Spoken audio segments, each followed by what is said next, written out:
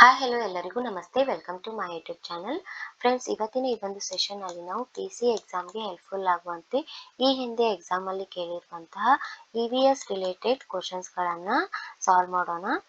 75+ ಕ್ವಶನ್ಸ್ಗಳಿವೆ. ಇವೆಲ್ಲವೂ ಕೂಡ ಈ ಹಿಂದೆ ಎಕ್ಸಾಮಲ್ಲಿ ಕೇಳಿರುವಂತಹ ಕ್ವಶನ್ಸ್ಗಳೇ ಆಗಿವೆ.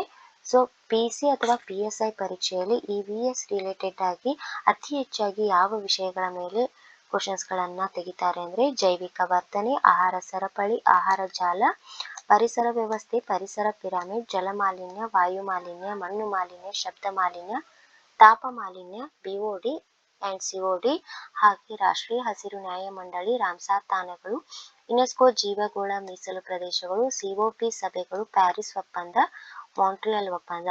ಈ ಕಾನ್ಸೆಪ್ಟ್ಗಳ ಮೇಲೆ ಕರೆಂಟ್ ಅಫೇರ್ಸ್ ರಿಲೇಟೆಡ್ ಕ್ವಶನ್ಸ್ಗಳನ್ನು ತೆಗಿತಾರೆ. ಹಾಗೆ ಅರಣ್ಯ ಸಂರಕ್ಷಣಾ ಕಾಯ್ದೆ, ಪ್ರಾಜೆಕ್ಟ್ ಟೈಗರ್, ಪ್ರಾಜೆಕ್ಟ್ ಎಲಿಫೆಂಟ್, ಇನ್ನೂ ಹಲವಾರು ಪ್ರಾಜೆಕ್ಟ್ಗಳಿವೆ. Not only project tiger, project elephant, ಆ ಪ್ರಾಜೆಕ್ಟ್ಗಳನ್ನು ಕೂಡ ನೀವು ಒಂದು ಬಾರಿ ನೋಡ್ಕೊಳ್ಬೇಕಾಗುತ್ತೆ. ಜೈವಿಕ ವೈವಿಧ್ಯ ಕಾಯ್ದೆ 2002, ಪರಿಸರ ಪರಿಣಾಮ ಮೌಲ್ಯಮಾಪನ, ಘನತ್ಯಾಜ್ಯ ನಿರ್ವಹಣೆ, ಇ-ತ್ಯಾಜ್ಯ ನಿರ್ವಹಣೆ, ನವೀಕರಿಸಬಹುದಾದಂತಹ ಶಕ್ತಿ ಮೂಲಗಳು, ಸೌರಶಕ್ತಿ, ಗಾಳಿ ಶಕ್ತಿ, ಜಲವಿದ್ಯುತ್. ಈ ಎಲ್ಲ ಕಾನ್ಸೆಪ್ಟ್ಗಳ ಮೇಲೆ ಈ ಹಿಂದೆ ಎಕ್ಸಾಮಲ್ಲಿ ಕೇಳಿರೋದುಂಟು. ಸೊ ನಿಮಗೆ ಇನ್ನೂ ಹಲವಾರು ಕಾನ್ಸೆಪ್ಟ್ಗಳು ಗೊತ್ತಿದ್ರೆ ಅವುಗಳನ್ನು ಕೂಡ ನೀವು ಇದ್ರ ಜೊತೆಗೆ ಆ್ಯಡ್ ಮಾಡ್ಕೊಳ್ಬಹುದು. ಸೊ ಫಸ್ಟ್ ಕ್ವಶನ್ ನೋಡೋಣ. ಪರಿಸರ ವ್ಯವಸ್ಥೆಯಲ್ಲಿ ಸಸ್ಯಗಳನ್ನ ಏನಂತ ಕರೀತಾರೆ? ಆಪ್ಷನ್ಸ್: ಪ್ರಾಥಮಿಕ ಗ್ರಾಹಕರು, ಉತ್ಪಾದಕರು, ಮಾಂಸಾಹಾರಿಗಳು, ದ್ವಿತೀಯ ಗ್ರಾಹಕರು. ಇಲ್ಲಿ ಉತ್ಪಾದಕರು, ಪ್ರೊಡ್ಯೂಸರ್ಸ್. ಪರಿಸರ ವ್ಯವಸ್ಥೆಯಲ್ಲಿ ಸಸ್ಯಗಳನ್ನ ಉತ್ಪಾದಕರಂತ ಕರೀತಾರೆ.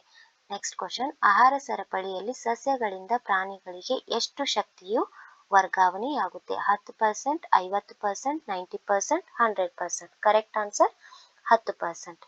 ನೆಕ್ಸ್ಟ್, ಸತ್ತ ಸಸ್ಯಗಳು ಮತ್ತು ಪ್ರಾಣಿಗಳನ್ನ ಕೊಳೆಯಿಸಿ ವಿಭಜನೆ ಮಾಡುವಂತಹ ಜೀವಿಗಳು ಯಾವುವು? ಉತ್ಪಾದಕರು, ಸಸ್ಯಾಹಾರಿಗಳು, ವಿಘಟಕರು, ಮಾಂಸಾಹಾರಿಗಳು. ಕರೆಕ್ಟ್ ಆನ್ಸರ್ ವಿಘಟಕರು. ನೆಕ್ಸ್ಟ್, ಸಸ್ಯಗಳನ್ನ ತಿಂದು ಬದುಕುವಂತ ಪ್ರಾಣಿಗಳಿಗೆ ಏನಂತ ಕರೀತಾರೆ? ಆಪ್ಷನ್ಸ್: ದ್ವಿತೀಯ ಗ್ರಾಹಕರು, ಸರ್ವಭಕ್ಷಕರು, ಪ್ರಾಥಮಿಕ ಗ್ರಾಹಕರು, ಉತ್ಪಾದಕರು. ಇಲ್ಲಿ ಕರೆಕ್ಟ್ ಆನ್ಸರ್ ಪ್ರಾಥಮಿಕ ಗ್ರಾಹಕರು. Next question. ಜೈವಿಕ ವರ್ಧನೆಗೆ ಕಾರಣವಾಗುವ ಪ್ರಮುಖ ರಾಸಾಯನಿಕ ಅಥವಾ ಮಾಲಿನ್ಯಕಾರಕಗಳು ಯಾವುವು? ಆಪ್ಷನ್ಸ್: DDT ಮತ್ತು ಪಾದರಸ, ಆಕ್ಸಿಜನ್ ಮತ್ತು ಕಾರ್ಬನ್ ಡೈಆಕ್ಸೈಡ್, ಸೋಡಿಯಂ ಮತ್ತು ಪೊಟ್ಯಾಷಿಯಂ, ವಿಟಮಿನ್ ಮತ್ತು ಪ್ರೋಟೀನ್. ಕರೆಕ್ಟ್ ಆನ್ಸರ್ DDT ಮತ್ತು ಪಾದರಸ. ನೆಕ್ಸ್ಟ್, ನೀರಿನಲ್ಲಿ ಕೀಟನಾಶಕಗಳ ಅತ್ಯಂತ ಕಡಿಮೆ ಸಾಂದ್ರತೆ ಇದ್ದರೂ ಪಕ್ಷಿಗಳಲ್ಲಿ ಇದರ ಪ್ರಮಾಣ ಹೆಚ್ಚಾಗಲು ಕಾರಣವೇನು? ಆಪ್ಷನ್ಸ್: ಯುಟ್ರೋಫಿಕೇಶನ್, ಜೈವಿಕ ವರ್ಧನೆ, ಜೈವಿಕ ಸಂಚಯನ, ನೈಟ್ರಿಫಿಕೇಶನ್. ಕರೆಕ್ಟ್ ಆನ್ಸರ್ ಬಯೋಮ್ಯಾಗ್ನಿಫಿಕೇಶನ್, ಜೈವಿಕ ವರ್ಧನೆ. ನೆಕ್ಸ್ಟ್, ಪರಿಸರ ವ್ಯವಸ್ಥೆಯಲ್ಲಿ ಉತ್ಪಾದಕರು ಯಾರು? ಆಪ್ಷನ್ಸ್: ಪ್ರಾಣಿಗಳು, ಹಸಿರು ಸಸ್ಯಗಳು, ಬ್ಯಾಕ್ಟೀರಿಯಾ, ಶಿಲೀಂಧ್ರಗಳು.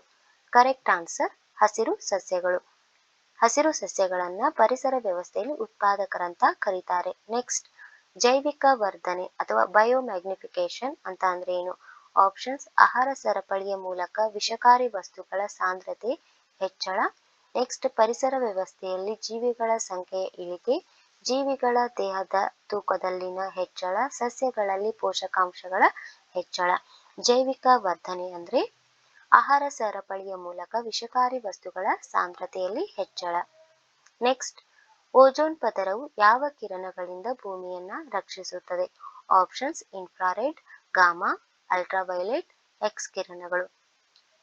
ಓಜೋನ್ ಪದರವು ಅಲ್ಟ್ರಾವೈಲೆಟ್ ಕಿರಣಗಳಿಂದ ಭೂಮಿಯನ್ನ ರಕ್ಷಿಸುತ್ತದೆ. ಆಪ್ಷನ್ಸ್. Next question. ಜಾಗತಿಕ ತಾಪಮಾನ ಏರಿಕೆಗೆ ಮುಖ್ಯ ಕಾರಣ ಯಾವುದು? ಆಪ್ಷನ್ಸ್: ಆಮ್ಲಜನಕ, ಹಸಿರುಮನೆ ಅನಿಲಗಳು, ನೈಟ್ರೋಜನ್, ಹೈಡ್ರೋಜನ್. ಜಾಗತಿಕ ತಾಪಮಾನ ಏರಿಕೆಗೆ ಹಸಿರುಮನೆ ಅನಿಲಗಳು ಕಾರಣ. Green house gases. Next, Chipko ಚಳುವಳಿ ಯಾವ ವಿಷಯಕ್ಕೆ ಸಂಬಂಧಿಸಿದೆ? ಆಪ್ಷನ್ಸ್: ನೀರಿನ ಸಂರಕ್ಷಣೆ, ಅರಣ್ಯ ಸಂರಕ್ಷಣೆ, ಮಣ್ಣಿನ ಸಂರಕ್ಷಣೆ, ವನ್ಯಜೀವಿ ಸಂರಕ್ಷಣೆ.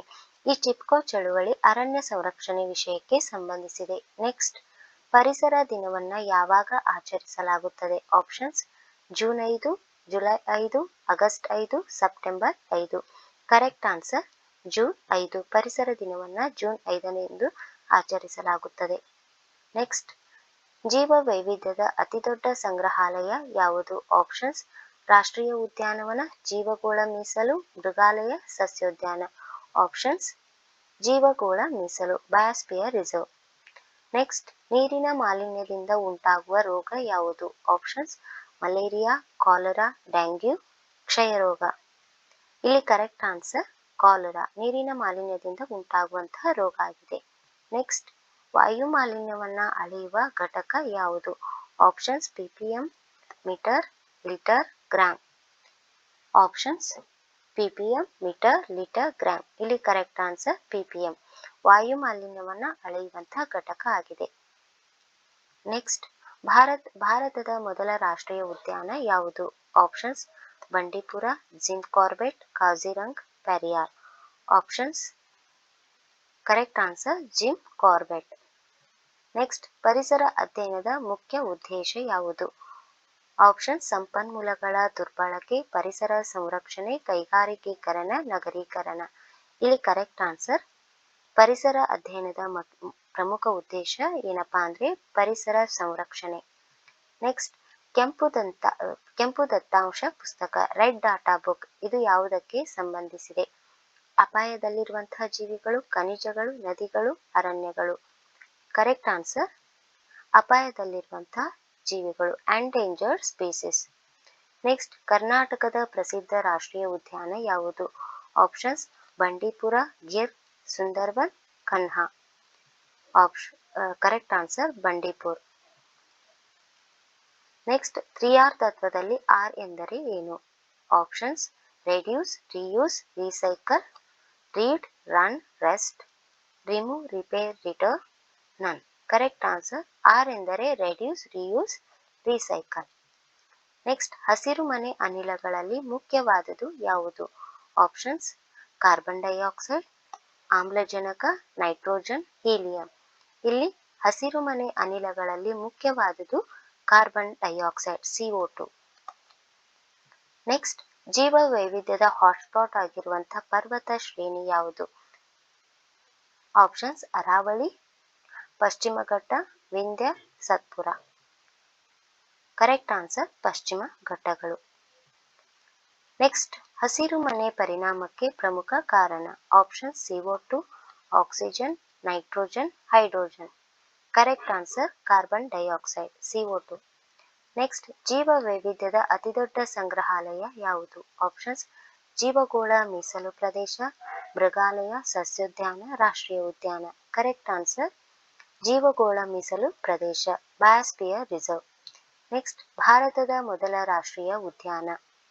ಆಪ್ಷನ್ಸ್ ಜಿಮ್ ಕಾರ್ಬೆಟ್ ರಾಷ್ಟ್ರೀಯ ಉದ್ಯಾನ, Bandipur, Kaziranga, Periyar. Answer Jim Corbett ರಾಷ್ಟ್ರೀಯ ಉದ್ಯಾನ. ನೆಕ್ಸ್ಟ್, ಆಮ್ಲ ಮಳೆಗೆ ಅಸಿಡ್ ರೈನ್ ಪ್ರಮುಖ ಕಾರಣ ಏನು? ಆಪ್ಷನ್ಸ್ SO2 ಮತ್ತೆ NO2, CO2, oxygen, CH4. Answer sulphur dioxide ಮತ್ತು ನೈಟ್ರೋಜನ್ ಡೈಆಕ್ಸೈಡ್, ಇವು ಆಮ್ಲ ಮಳೆಗೆ ಪ್ರಮುಖ ಕಾರಣವಾಗಿರುವಂತಹ ರಾಸಾಯನಿಕಗಳಾಗಿವೆ ಅಥವಾ ಅನಿಲಗಳಾಗಿವೆ. ನೆಕ್ಸ್ಟ್, ಕಿಯೋಟೋ ಒಪ್ಪಂದವು ಯಾವುದಕ್ಕೆ ಸಂಬಂಧಿಸಿದೆ? ಆಪ್ಷನ್ಸ್ ಹಸಿರುಮನೆ ಅನಿಲಗಳ ನಿಯಂತ್ರಣ, ಅರಣ್ಯ, ಜಲಮಾಲಿನ್ಯ, ಮಣ್ಣು. ಕಿಯೋಟೋ ಒಪ್ಪಂದವು ಹಸಿರುಮನೆ ಅನಿಲಗಳ ನಿಯಂತ್ರಣಕ್ಕೆ ಸಂಬಂಧಿಸಿದೆ.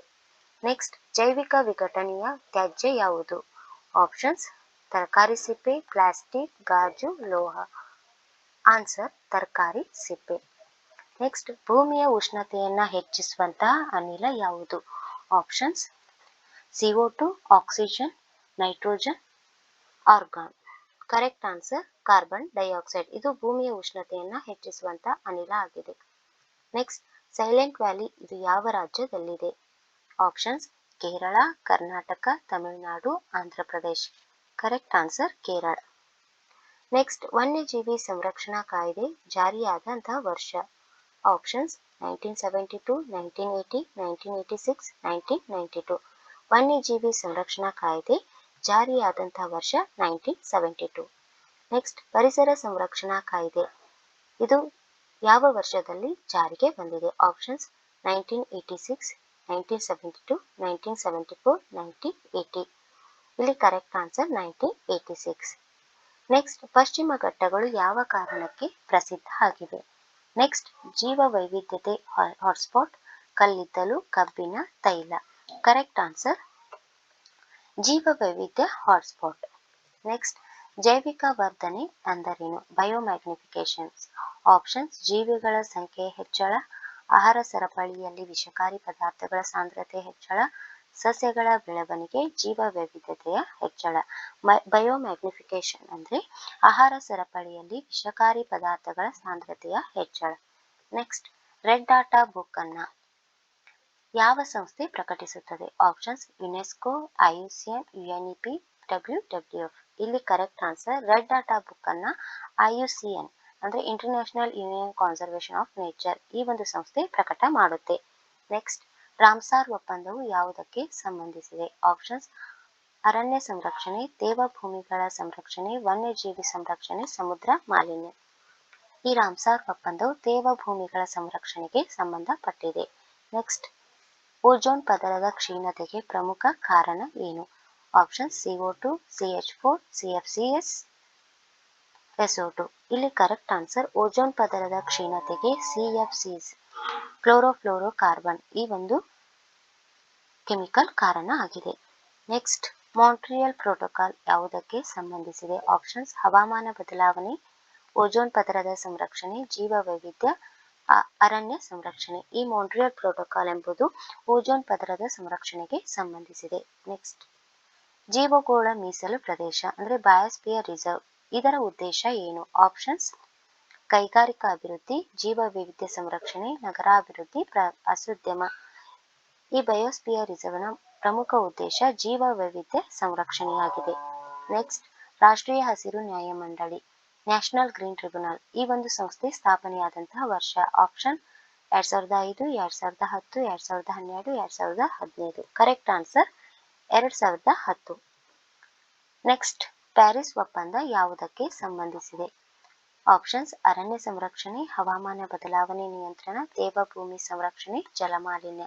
ಇಲ್ಲಿ ಕರೆಕ್ಟ್ ಆನ್ಸರ್ ಪ್ಯಾರಿಸ್ ಒಪ್ಪಂದ ಹವಾಮಾನ ಬದಲಾವಣೆ ನಿಯಂತ್ರಣಕ್ಕೆ ಸಂಬಂಧಪಟ್ಟಿದೆ.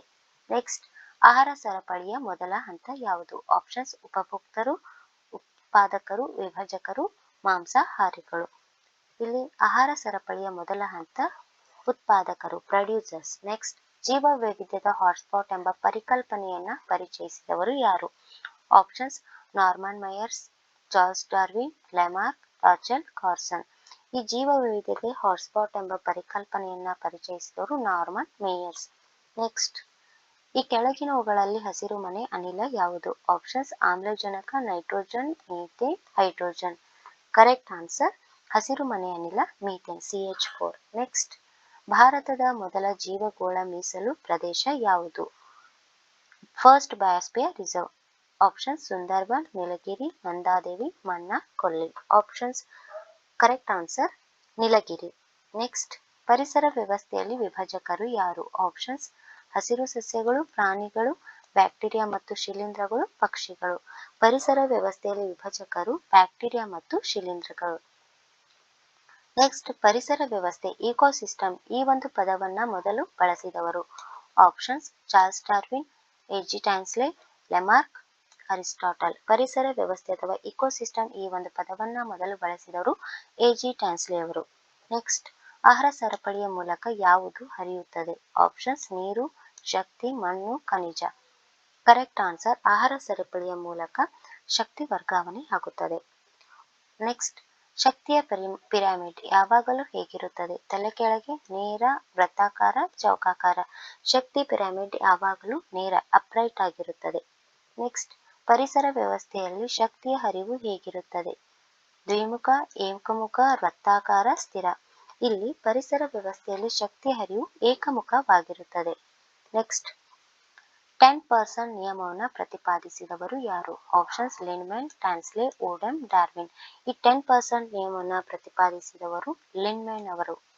ನೆಕ್ಸ್ಟ್, ಪರಿಸರ ವ್ಯವಸ್ಥೆಯ ಅಧ್ಯಯನವನ್ನ ಏನೆಂದು ಕರೆಯುತ್ತಾರೆ? ಆಪ್ಷನ್ಸ್: ಜೀವಶಾಸ್ತ್ರ, ಪರಿಸರಶಾಸ್ತ್ರ, ಭೂಗೋಳಶಾಸ್ತ್ರ, ರಸಾಯನಶಾಸ್ತ್ರ. ಈ ಒಂದು ಪರಿಸರ ವ್ಯವಸ್ಥೆಯ ಅಧ್ಯಯನವನ್ನ ಎಕಾಲಜಿ, ಪರಿಸರ ಶಾಸ್ತ್ರ ಅಂತ ಕರಿತೀವಿ. ನೆಕ್ಸ್ಟ್, ಪರಿಸರ ವ್ಯವಸ್ಥೆಯ ಅಧ್ಯಯನವನ್ನ ಏನಂತ ಕರೀತಾರೆ? So correct answer ecology. Next, ಜೀವ ವೈವಿಧ್ಯ ಹಾಟ್ಸ್ಪಾಟ್ ಎಂದು ಪರಿಗಣಿಸಲು ಮುಖ್ಯ ಮಾನದಂಡ ಯಾವುದು? ಆಪ್ಷನ್ಸ್: ಹೆಚ್ಚಿನ ಮಳೆ, ಹೆಚ್ಚಿನ ಸ್ಥಳೀಯ ಜಾತಿಗಳು ಮತ್ತು ಆವಾಸಸ್ಥಾನದ ನಷ್ಟ, ಹೆಚ್ಚಿನ ಜನಸಂಖ್ಯೆ, ಹೆಚ್ಚಿನ ಅರಣ್ಯ ಪ್ರದೇಶ. ಇಲ್ಲಿ ಕರೆಕ್ಟ್ ಆನ್ಸರ್ ಹೆಚ್ಚಿನ ಸ್ಥಳೀಯ ಜಾತಿಗಳು ಮತ್ತು ಆವಾಸಸ್ಥಾನದ ನಷ್ಟದ ಆಧಾರದ ಮೇಲೆ ಜೀವ ವೈವಿಧ್ಯ ಹಾಟ್ಸ್ಪಾಟ್ ಅನ್ನ ಪರಿಗಣಿಸ್ತಾರೆ. ನೆಕ್ಸ್ಟ್, ಜೈವಿಕ ವಿವರ್ಧನೆ ಬಯೋಮ್ಯಾಗ್ನಿಫಿಕೇಶನ್. ಇಲ್ಲಿ ಆಹಾರ ಸರಪಳಿಯಲ್ಲಿ ವಿಷಕಾರಿ ವಸ್ತುಗಳ ಸಾಂದ್ರತೆ ಹೆಚ್ಚಾಗುವುದು. ನೆಕ್ಸ್ಟ್, ಜೀವ ವೈವಿಧ್ಯತೆ ಬಯೋಡೈವರ್ಸಿಟಿ ಅತಿ ಹೆಚ್ಚು ಪ್ರಮಾಣ ಕಂಡುಬರುವಂತಹ ಪ್ರದೇಶ. ಆಪ್ಷನ್ಸ್: ಮರುಭೂಮಿ, ಹುಲ್ಲುಗಾವಲು, ಉಷ್ಣವಲಯ ಮಳೆಕಾಡುಗಳು, ಟಂಡ್ರಾ ಪ್ರದೇಶ. ಜೀವ ವೈವಿಧ್ಯತೆ ಅತಿ ಹೆಚ್ಚು ಎಲ್ಲಿ ಕಂಡುಬರುತ್ತೆ ಅಂದರೆ ಉಷ್ಣವಲಯ ಮಳೆಕಾಡುಗಳಲ್ಲಿ. ನೆಕ್ಸ್ಟ್, ಓಜೋನ್ ಪದರವು ಯಾವ ವಾತಾವರಣದ ಪದರದಲ್ಲಿದೆ? Options: troposphere, stratosphere, mesosphere, thermosphere. Ozone ಪದರ ಇದು ಸ್ಟ್ರಾಟೋಸ್ಪಿಯರ್ನಲ್ಲಿ ಕಂಡುಬರುವಂಥದ್ದು. ನೆಕ್ಸ್ಟ್, ಜೀವ ವೈವಿಧ್ಯತೆ ಕಾಯ್ದೆ ಭಾರತದಲ್ಲಿ ಯಾವ ವರ್ಷ ಜಾರಿಗೆ ಬಂತು? ಆಪ್ಷನ್ಸ್: 1992, 2002, 1986, 2010. ಆಪ್ಷನ್ಸ್ ಕರೆಕ್ಟ್ ಆನ್ಸರ್ 2002 ಜೈವಿಕ ವೈವಿಧ್ಯತೆ ಕಾಯ್ದೆ. ನೆಕ್ಸ್ಟ್, ಪರಿಸರ ವಿಜ್ಞಾನವು ಯಾವುದರ ಅಧ್ಯಯನವಾಗಿದೆ? ಆಪ್ಷನ್ಸ್: ಜೀವಿಗಳ ಅಧ್ಯಯನ, ಪರಿಸರ ಮತ್ತು ಜೀವಿಗಳ ಪರಸ್ಪರ ಸಂಬಂಧದ ಅಧ್ಯಯನ, ಭೂಮಿಯ ಅಧ್ಯಯನ, ಸಸ್ಯಗಳ ಅಧ್ಯಯನ. ಕರೆಕ್ಟ್ ಆನ್ಸರ್ ಪರಿಸರ ಮತ್ತು ಜೀವಿಗಳ ಪರಸ್ಪರ ಸಂಬಂಧದ ಅಧ್ಯಯನ. ನೆಕ್ಸ್ಟ್, ಪರಿಸರ ಸ್ನೇಹಿ ಇಂಧನ ಯಾವುದು? ಆಪ್ಷನ್ಸ್: ಸೌರಶಕ್ತಿ, ಕಲ್ಲಿದ್ದಲು, ಡೀಸೆಲ್, ಪೆಟ್ರೋಲ್. ಕರೆಕ್ಟ್ ಆನ್ಸರ್ ಸೌರಶಕ್ತಿ, ಸೋಲಾರ್ ಎನರ್ಜಿ. ಪರಿಸರ ಸಮತೋಲನಕ್ಕೆ ಅಗತ್ಯವಾದುದು? ಆಪ್ಷನ್ಸ್: ಜೀವ ವೈವಿಧ್ಯತೆ, ಮಾಲಿನ್ಯ, ಅರಣ್ಯನಾಶ, ಜನಸಂಖ್ಯೆ ಹೆಚ್ಚಳ. ಕರೆಕ್ಟ್ ಆನ್ಸರ್ ಜೀವ ವೈವಿಧ್ಯತೆ. ನೆಕ್ಸ್ಟ್, ಆಹಾರ ಜಾಲ ಎಂದರೇನು? ಆಪ್ಷನ್ಸ್: ಹಲವಾರು ಆಹಾರ ಸರಪಳಿಗಳ ಜಾಲ, ಒಂದೇ ಆಹಾರ ಸರಪಳಿ, ನೀರಿನ ಜಾಲ, ಗಾಳಿಯ ಜಾಲ. ಕರೆಕ್ಟ್ ಆನ್ಸರ್ ಹಲವಾರು ಆಹಾರ ಸರಪಳಿಗಳ ಜಾಲ. ನೆಕ್ಸ್ಟ್, ಹಸಿರು ಮನೆ ಅನಿಲವಲ್ಲದು. Options: carbon dioxide, methane, nitrogen, nitrous oxide, oxygen. Correct answer oxygen. Next, ಪರಿಸರದಲ್ಲಿ ನೈಟ್ರೋಜನ್ ಸ್ಥಿರೀಕರಣ ಮಾಡುವಂತಹ ಜೀವಿಗಳು. Options: rhizobium, amoeba, paramecium, euglena. Correct answer rhizobium. ಇದು ನೈಟ್ರೋಜನ್ ಸ್ಥಿರೀಕರಣ ಮಾಡುವಂತಹ ಬ್ಯಾಕ್ಟೀರಿಯಾ ಆಗಿದೆ. ನೆಕ್ಸ್ಟ್, ಎಕಾಲಜಿ ಪದವನ್ನ ಬಳಸಿದವರು ಯಾರು? Options: Darwin, Haeckel, Lamarck, Mendel. ಈ ಪರಿಸರ ಅಥವಾ ಎಕಾಲಜಿ ಪದವನ್ನ ಬಳಸಿದವರು ಹೆಕಲ್ ಅವರು. ನೆಕ್ಸ್ಟ್, ಅರಣ್ಯ ಸಂರಕ್ಷಣಾ ಕಾಯ್ದೆಯಡಿ ಕಾಯ್ದೆಯ ತಿದ್ದುಪಡಿ ಯಾವ ವರ್ಷದಲ್ಲಿ ನಡೆಯುತ್ತದೆ? ಆಪ್ಷನ್ಸ್: 1976, 1988, 1980, 1971. ಕರೆಕ್ಟ್ ಆನ್ಸರ್ ಆಹಾರ ಸಂರಕ್ಷಣಾ ಕಾಯ್ದೆ ತಿದ್ದುಪಡಿ 1988ರಲ್ಲಿ ನಡೆದಿದೆ. ನೆಕ್ಸ್ಟ್, ಜಗತ್ತಿನಲ್ಲಿ ಎಷ್ಟು ಜೀವ ವೈವಿಧ್ಯತೆ ತಾಣಗಳಿವೆ? ಆಪ್ಷನ್ಸ್: ಜಗತ್ತಿನಲ್ಲಿ ಎಷ್ಟು ಜೀವ ವೈವಿಧ್ಯತೆ ತಾಣಗಳಿವೆ? 34, 30, 35, 36. ನೆಕ್ಸ್ಟ್, 36. ಯುಟ್ರೋಫಿಕೇಶನ್ಗೆ ಯಾವ ಅಂಶಗಳನ್ನ ಕಾರಣವೆಂದು ಪರಿಗಣಿಸಲಾಗುತ್ತದೆ? ಆಪ್ಷನ್ಸ್: ಸಸ್ಯ ಪೋಷಕಾಂಶಗಳಲ್ಲಿನ ಹೆಚ್ಚಳ, ಅತಿಯಾದ ರಸಗೊಬ್ಬರಗಳ ಬಳಕೆ, ಎ ಮತ್ತು ಬಿ ಎರಡು, ಮೇಲಿನ ಯಾವುದೂ ಅಲ್ಲ. ಆಪ್ಷನ್ಸ್: ಎ ಮತ್ತು ಬಿ ಎರಡು. ಸಸ್ಯ ಪೋಷಕಾಂಶಗಳಲ್ಲಿ ಹೆಚ್ಚಳ, ಅತಿಯಾದ ರಸಗೊಬ್ಬರ ಬಳಕೆ. ನೆಕ್ಸ್ಟ್, ಪರಿಸರ ವಿಜ್ಞಾನದಲ್ಲಿ ಬಿಒಡಿ ಎಂಬ ಸಂಕ್ಷಿಪ್ತ ರೂಪವೇನು? Options: biological oxygen demand, biological ozone demand, biochemical oxygen demand, biochemical ozone demand. BOD ಅಂದ್ರೆ correct answer biological oxygen demand. Next, ಈ ಕೆಳಗಿನವುಗಳಲ್ಲಿ ಯಾವುದು ಇನ್ ಸಿಟು ನೈಸರ್ಗಿಕ ಆವಾಸಸ್ಥಾನ ಸಂರಕ್ಷಣಾ ವಿಧಾನದ ಉದಾಹರಣೆಯಾಗಿದೆ? ಕರೆಕ್ಟ್ ಆನ್ಸರ್ ರಾಷ್ಟ್ರೀಯ ಉದ್ಯಾನವನ. ಇನ್ ಸಿಟು ಯಾವುದಂತ ಕೇಳಿದ್ದಾರೆ? Zoo, botanical garden, national park, ಬೀಜ ಬ್ಯಾಂಕ್. ನ್ಯಾಷನಲ್ ಪಾರ್ಕ್ ಇದು ಇನ್ ಸಿಟು ಆಗಿದೆ, ಉಳಿದವೆಲ್ಲವುಗಳು ex situ. Next, world wetland day theme.